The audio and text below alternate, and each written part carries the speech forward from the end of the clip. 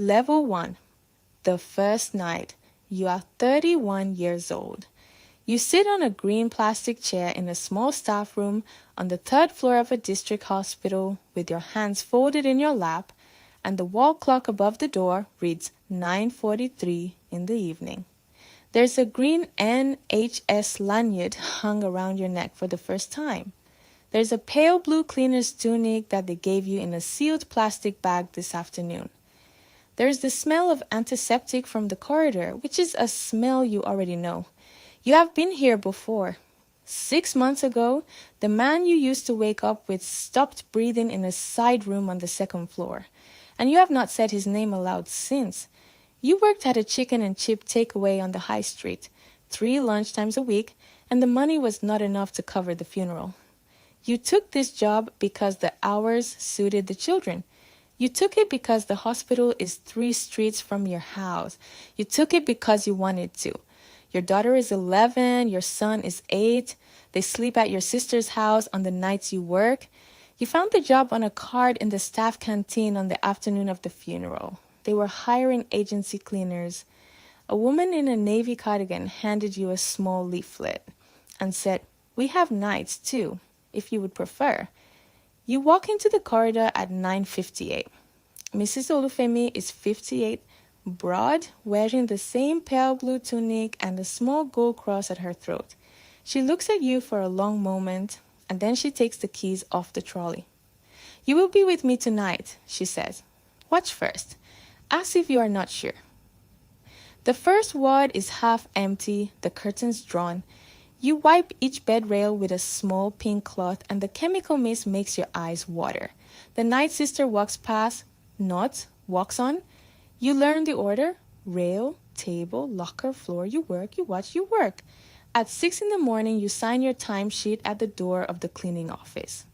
The bus stop is across the road. The number 46 goes every 23 minutes. You sit on a low brick wall outside in the cold and wait. You go home. The kettle is still warm. Your sister has been up. The children are at the table eating toast. You do not let them see your eyes. Level 2. The learning curve. You have done 30 shifts now. You know the chemical trolley by heart. The pink for surfaces, the yellow for floors, the blue for spillages. You know that you must change the mop water after every bay, because the night sister will check. You know that you cannot bring your phone onto the ward. You know which corridors smell of bleach and which smell of bread, because the kitchen runs through the basement and the bread comes out of the ovens at 4. You are paid £7, 12 an hour, plus a 15% night supplement after midnight. A full shift is £58 before tax. You ring fares cash in hand into a brown envelope at the back of the bottom drawer. Bernice works the other side of the corridor. She is 63, retired teaching assistant, came back to work after her husband had a stroke. She keeps a flask of bush tea in her tunic pocket and a small folded photograph of her grandchildren tucked inside her shoe. She calls you sister in a way that is not a problem, because she calls everyone that. She says, "Do not let them call you cleaner." The job title is domestic services. There is a difference, she says. When they ignore you, that is when you learn what is happening on the ward. On your 22nd shift, a junior doctor walks past you in the corridor and turns and says, "Thank you." You do not catch his name. You see his face every Tuesday for the next 11 years. You walk home at 6:28 in the morning. Your son is 8, and he is at your sister's house, and you do not see him until he comes back from school. When he does, he says, "Are you a hospital lady, Mom?" You say, "Yes."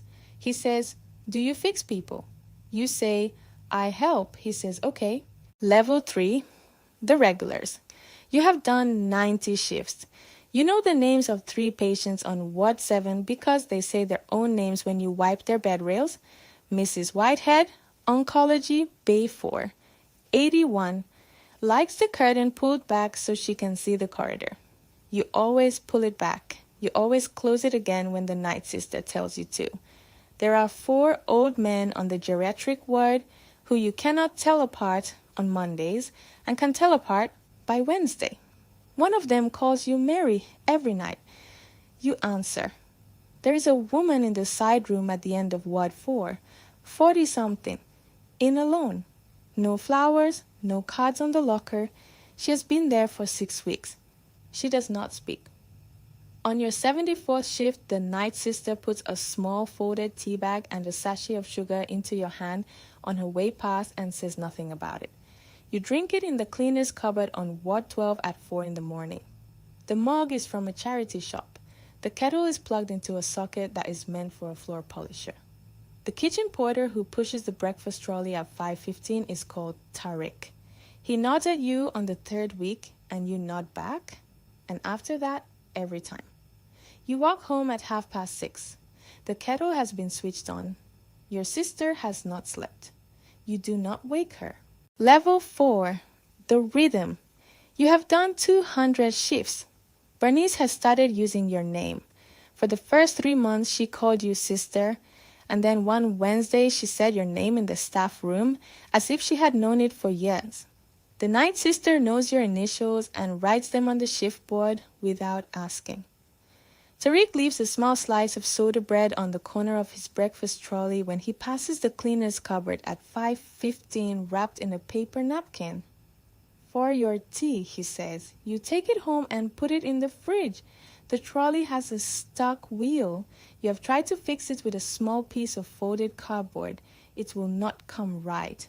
There is a man on the cardiac ward who turns the radio on every night at 10. The first time, the night sister told you to switch it off. You did. He apologized. The second time, the night sister was busy. You left it on. The third time, he had stopped asking and the radio was already on. You know the back corridor through the basement when the lift on the 5th floor is broken. You know that the bins on Ward 7 need emptying twice a shift because the chemo waste is heavier than the other wards. You know that the coffee in the staff canteen vending machine is 8 pence cheaper than the one in the foyer. Your daughter is 12. She has drawn you a picture in coloring pencil. A small square building with windows. Inside one window, a small stick figure with a mop. Underneath, in pencil, Mom at the hospital. You stick it to the fridge. Level 5. The winter. You have done 500 shifts. It is January. The norovirus outbreak closes wards 4, 7, and 12. And you work double shifts for 3 weeks because half the cleaning team are off sick. You wear 2 pairs of gloves and a paper apron and a mask that fogs your glasses.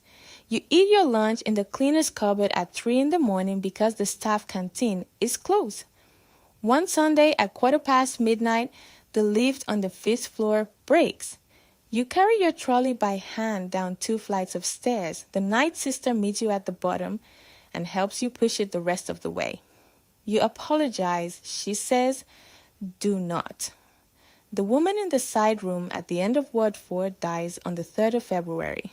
You clean the room the next night. The mattress goes, the bed frame stays, you wipe it. You turn 34 on a Friday. You work the shift. Tariq pushes through with breakfast at 5:15, and there is a slice of soda bread on the trolley with a small candle drawn on the napkin in blue biro and a small X beside it. You eat it in the cleaner's cupboard between bays. The envelope under the mattress has 900 pounds in it now.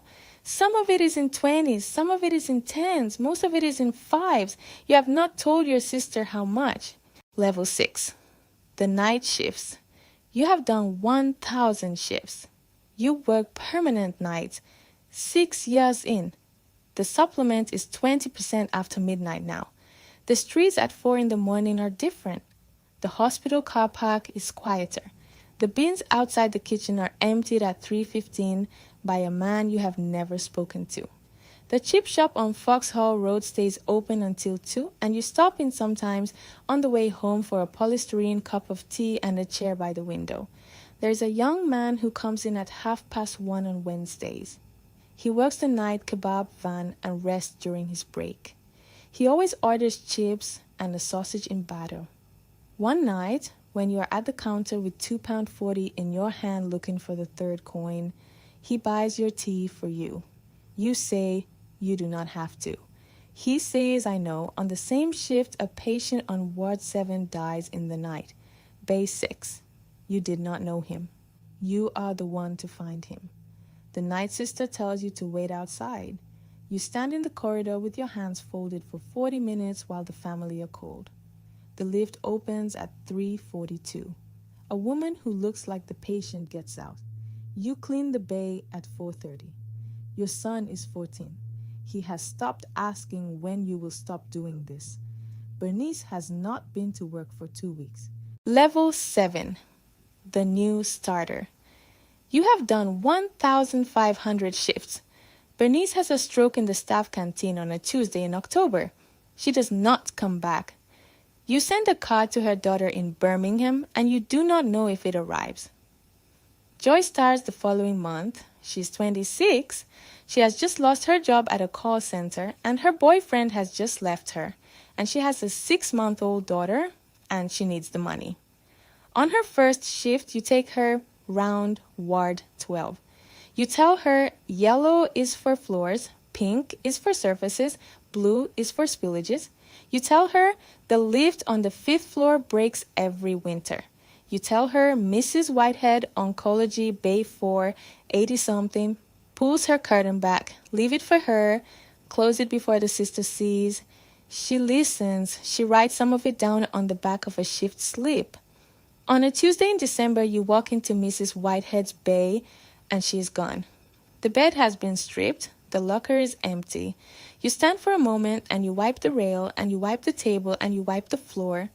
You tell the night sister. The night sister says, yesterday morning. She says, in her sleep. She says, she asked the auxiliary if you were on tonight. You walk home at 6:15. The envelope has £2,000 in it. You have moved most of it to a building society account that your sister helped you open before she moved abroad. The envelope is still there. Level 8. The loss. You have done 2,200 shifts. Joy is diagnosed in the spring, 12 years in. She has been working beside you for 6. She tells you in the cleaner's cupboard at 3 in the morning and she does not cry, and you do not cry either. She continues working for 9 weeks. She's admitted to the oncology ward on a Thursday in May. You clean the bay next to hers for 16 nights. You sit with her on your break. She asks you on the 11th night what you wanted to be when you were 10. You say you cannot remember. She says, you can. You say, a librarian.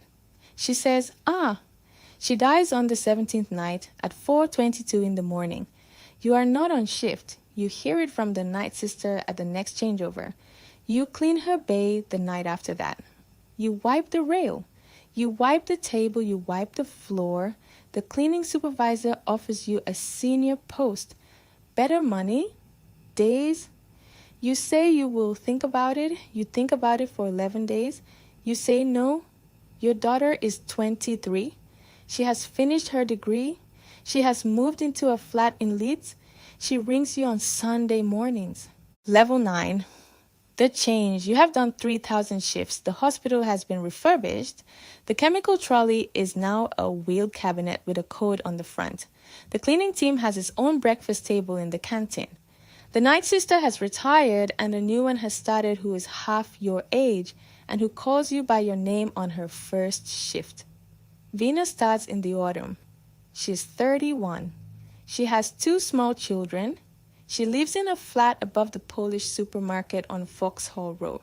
On her first shift, you take her round Ward 12. You tell her yellow is for Ford. You tell her there is a back corridor through the basement when the 5th floor lift goes down. You tell her do not let them call you cleaner. The job title is domestic services. There is a difference. She listens. 6 months later, she brings her youngest to the staff room. The baby falls asleep on the table. You sit and watch her for 10 minutes while Vina eats her sandwich, and Vina says, you have done this for a long time. You say, yes. She says, how do you keep going? You say, you find what you are doing, and you do it. The chip shop on Vauxhall Road has a new owner now. He does not know your name. The young man from the kebab van has moved away. Level 10, the quiet. You are 53 years old. You have done 3,432 shifts. You still work nights, 3 on, 3 off? Vina does Tuesdays and Wednesdays. The new night sister calls you by your name and asks you how the family are. Your daughter is 34. She is married, she has 2 children. Your son is 31, and he lives in Manchester, and he visits at Christmas. The cleaner's cupboard has a chair in it now, and a small kettle, and a framed photograph of Joy from the staff Christmas party in 2008 on the wall above the sink. You did not put it there. Someone did. You leave it. The ward where the man you used to wake up with stopped breathing is still on the 2nd floor. The bay number has been changed. The wall has been repainted twice. You walk past it once a shift on your way to Ward 12. It is a Wednesday in March. You have finished at 6:15 in the morning. The bus stop across the road has a glass shelter now with a small heater. You wait inside it.